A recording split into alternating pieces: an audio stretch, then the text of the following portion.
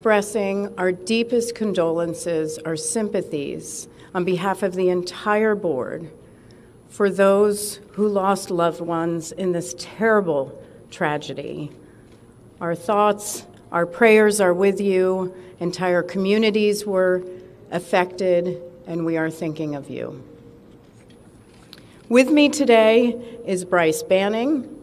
Bryce is a senior aircraft accident investigator with the National Transportation Safety Board. He's also going to serve as our investigator in charge of this investigation. Also with me today is the entire board. We have Todd Inman, member Todd Inman. Todd is going to serve as the board member on scene, the spokesperson for this investigation. All of the board members will be here. We have Vice Chairman Alvin Brown, member Mike Graham, who lived in Wichita for 20 years, and we also have member Tom Chapman. The NTSB's headquarters is just a mile from here. And so we are all here because this is an all-hands on-deck event. And we're here to assure the American people that we are going to leave no stone unturned in this investigation. We are going to conduct a thorough investigation of this entire tragedy, looking at the facts. Now, with that, I want to level set. When we go to the scene, and we were here last night, we allow the responders to do their important safety mission, which in this case was search and rescue and recovery. We stand back to allow them to do their important safety mission. And so this, for us, is our first full day on scene with our entire crew coming together. We have about nearly 50 people on scene, and in addition to our resources back at headquarters in our labs and throughout the agency. So with that said, we are not going to get into specific facts in this press conference. I want to level set here. We're going to get into our investigative process. As we are able to confirm factual information, we will provide that. I do want to say this is a whole of government effort. I was able to brief, along with others, the President of the United States and the Vice President this afternoon. I want to thank them for their leadership, for their tremendous support of the NTSB, for our investigators, and for the responders that are on scene doing an important mission. I also want to thank Secretary Sean Duffy, who I was communicating with early on after we first got word of this tragedy. We've been working together throughout the day, along with his team at the DOT and within FAA. I also want to thank Secretary Pete Hegseth, who was also integral in working with us today. Chris Rocheleau, the acting administrator of the Federal Aviation Administration. We've heard from many members of Congress on both sides of the aisle, and so I will say this is a tremendous, one more time, whole of government effort. I also want to take a moment and thank the many, many responders that have been on scene. It has been an incredible effort. And I will have a full list that I will provide, that we will provide tomorrow, but I do want to thank them for all their work. With that, I'm going to turn it over to Member Inman for additional remarks.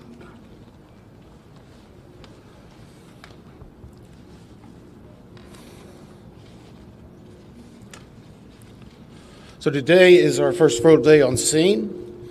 Our investigative team will be on scene as long as it takes in order to obtain all of the perishable evidence and all the fact-finding that is needed to bring us to a conclusion of probable cause. Our mission is to understand not just what happened, but why it happened, and to recommend changes to prevent it from happening again. Since we're just beginning our investigation, we don't have a great deal of information to share right now. We will keep you informed by giving regular updates as we learn more. Our intention is to have a preliminary report within 30 days, and the final report will be issued once we've completed all of our fact-finding and investigation.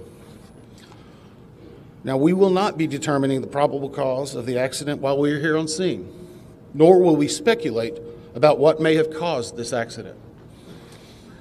Today, we will be going and having an organizational meeting and establishing our parties to our investigation.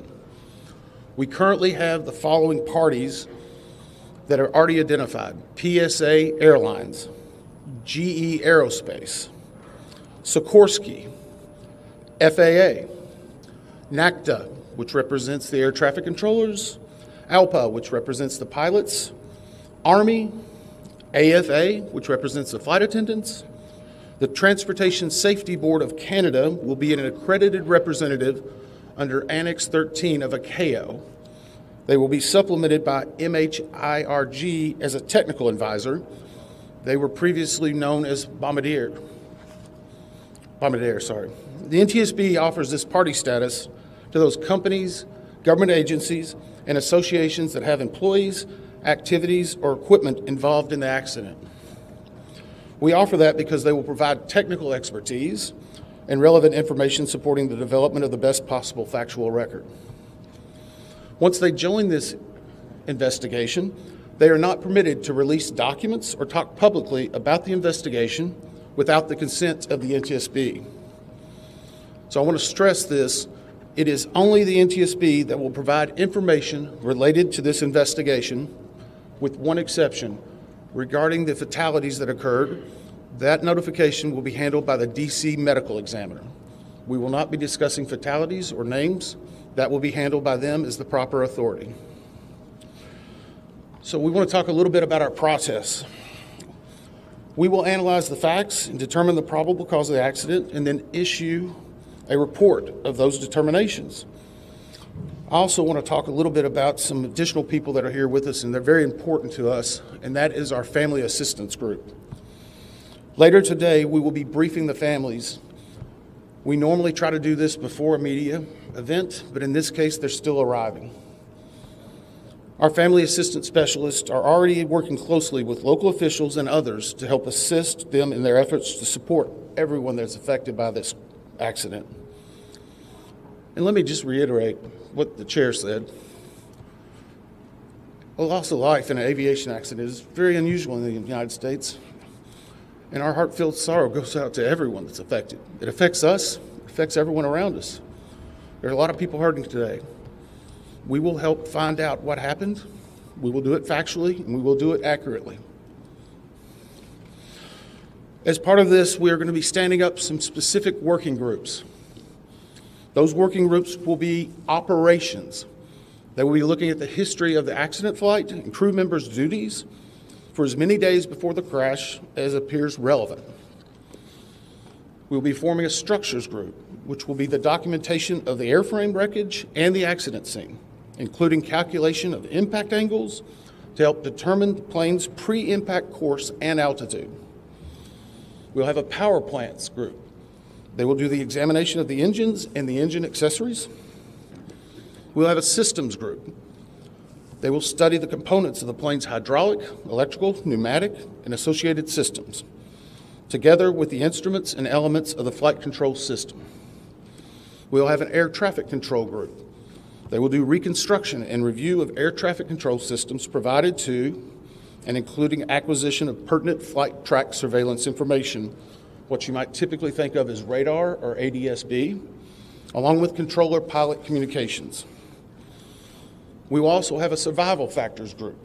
They will be doing the documentation of impact, forces and injuries, community emergency planning, and all crash and fire rescue efforts. Also, due to the unique nature of this crash, we will be having a helicopter group as well. Lastly, we will have a human performance group, and this will not be its own group. It will actually be a part of the operations, air traffic control, and helicopter groups. They will study the crew performance and all before the accident factors that might be involved in human error, including fatigue, medication, medical histories, training, workload, equipment design, and work environment. Now we're going to take a few questions, but I will again stress we don't have a lot of information now. We will continue to gather that. We will try to release it as we can, but we will only talk about the facts of the case that we know right now. I'm going to ask, we'll call on a few people. I'm going to ask that you state your name and affiliation. James Matthews from Sky News. So we've heard from President Trump today talking about DEI hiring policies within the FAA and associating that with the cause of this accident. What do you say to that? Well, unfortunately, I didn't hear the remarks. I was briefing House and Senate members, but I believe, Chair, would you like to take that? As part of any investigation, we look at the human, the machine, and the environment. So we will look at all the humans that were involved in this accident. Again, we will look at the aircraft, we will look at the helicopter, we will look at the environment in which they were operating in. That is standard in any part of our investigation. I'll turn it back. Chair, can I ask you, has the flight data recorder been recovered yet? And what is the difficulty in a water disaster like this, which presents a very difficult environment for your investigators and the people out on the water right now? Well, the question was on the flight data recorders. And we have not recovered the flight data recorders yet. We know they're there. They are underwater. This is not unusual for the NTSB. We have many times recovered flight data recorders in water. We have our lab right here that is about a mile from the NTSB, so it's not unusual. And once we get those, we'll be able to get those read and information from them to be able to provide further information to you. I'm going to turn it back over to Member Inman. Sir. Heather Henry with CBN News. Earlier today, Defense Secretary Pete Hegseth said a mistake was made last night. Based off of you all's initial investigations and preliminary findings, have you all been able to tell whether this was human error or mechanical failure? The question was, has there been human error or mechanical failure? We don't know what we know just yet. We do not know enough facts to be able to rule in or out human factor, mechanical factors. That is part of the NTSB investigative process and where all of these groups will come together. It's one of the reasons why the NTSB is known as the gold standard. We will take the time that's necessary, but I'd also like to reiterate, if we find something that is a significant issue that warrants immediate action, we will not hesitate to make those recommendations and make them public. We have a good track record on that, and we want to continue doing so. Sir. Hello, Sir. Tom Costello with NBC News. Does it hurt your investigative process, maybe for the chairman, does it hurt your investigative process to have the president already suggesting possible causes here as you try to keep an open mind and begin this investigation? Lecture. Tom, with all due respect, I think the press also likes to state what probable cause is before we get to the probable cause. So what I'm going to say is you need to give us time. You need to give NTSB, it's not that we don't have information. We do have information. We have data. We have substantial amounts of information. We need to verify information. We need to take our time to make sure it is accurate. That's best for you. That's important for the families. It's important for legislators who are seeking answers to try to figure out what they're going to do about this. And so it will take time. We do have a lot of information, but we need some time to verify that. Yeah, Member Chase Williams with Fox Business. I'm wondering about the conditions in the tower last night. Were there any performance issues in the past with any of these controllers? Anything of that? The question is about controllers. As I said, we are just now forming the groups. The controllers do have union representation, which they are entitled to. They'll be working with our party system and our party groups. They will be conducting interviews. Those interviews will need to be analyzed, transcribed, and other team members will need to look over it. It'll be a long process, but we will go through the entire history.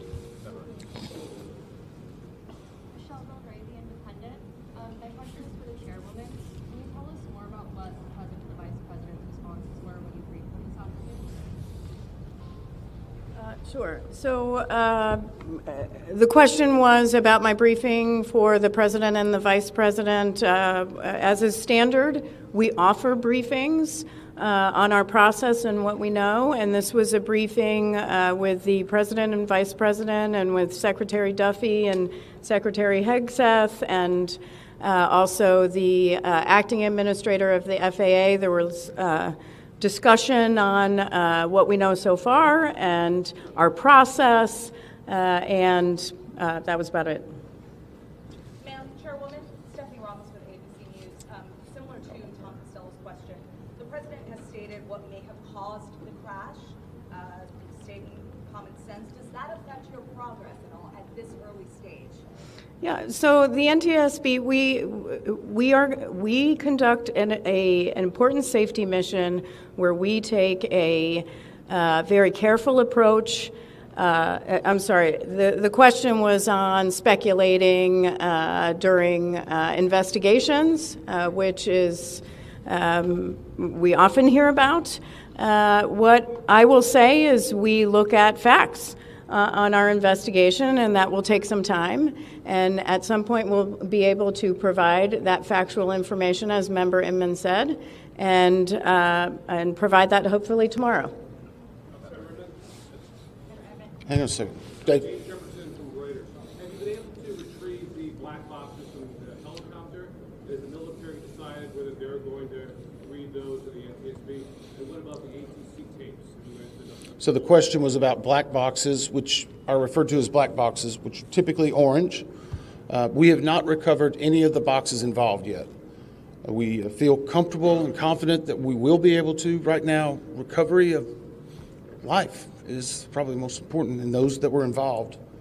I mean, there are still ongoing recovery efforts involving the fatalities involved, along with some debris is coming out as well. We will make sure that that perishable evidence is maintained. We have a great process for that. We will probably have more than one black box, so to speak.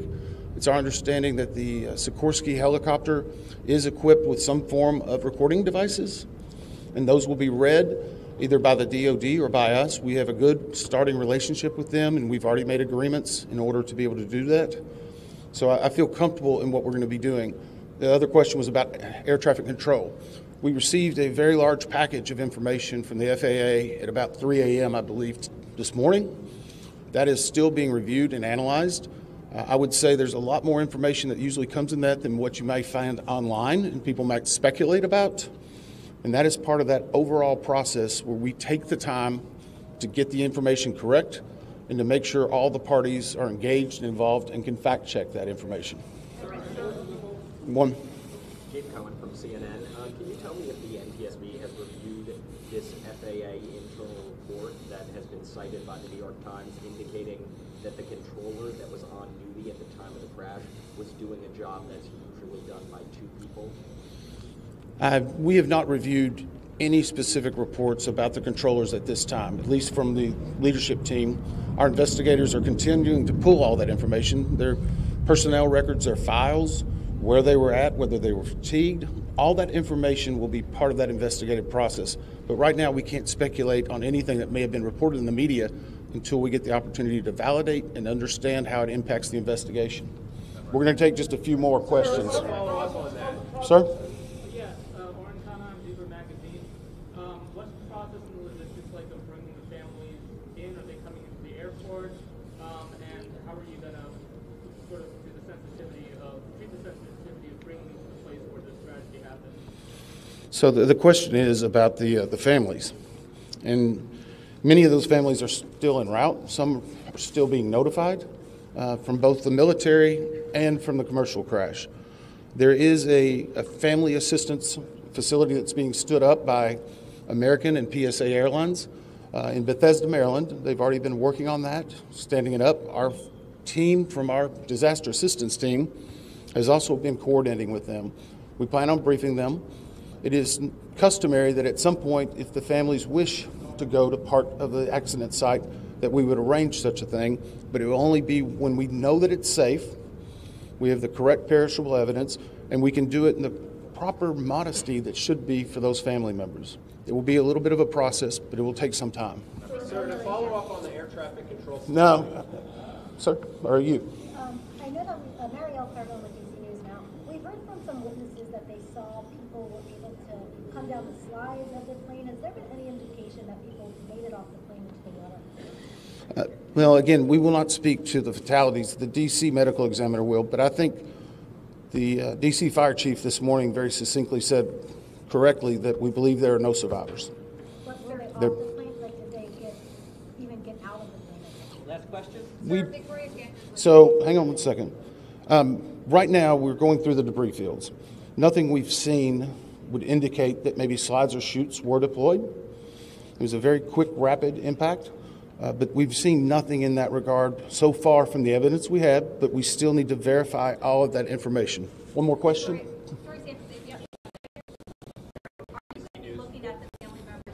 Go ahead. Jeff Cook, ABC News. What do you know about the altitude of the helicopter at the moment of impact? And can you talk about the procedure for such helicopters in that area? The question was about the helicopter procedures. And in D.C., it's kind of a unique environment. We've been getting briefed more and more by the FAA. I'm not an air traffic control specialist, but they're actually helicopter zones, if you will, or tracks. And this one was transiting, I believe, from track 1 to 4 as part of their normal procedure. If you live in D.C., you see a lot of helicopters going down into this area. So there's a very well-defined system in that regard. As far as altitude, until we get the additional information, we can't validate or basically corroborate any of that until we get more of the electronic data and the data that's on the plane. I do want to clarify one question that also came about cell phones. You know, in today's age and time, a lot of electronics and other devices do contain a lot of different information. We've found on a number of our accidents that we actually are notified through a smartphone that may sense that.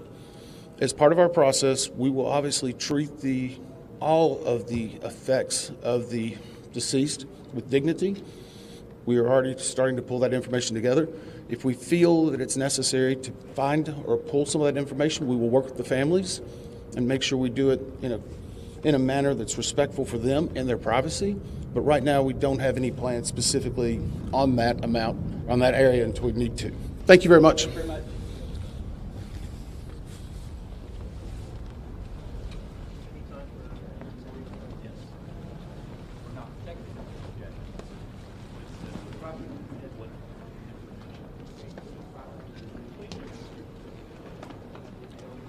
For further updates on media briefings and other developments, please follow on X or Twitter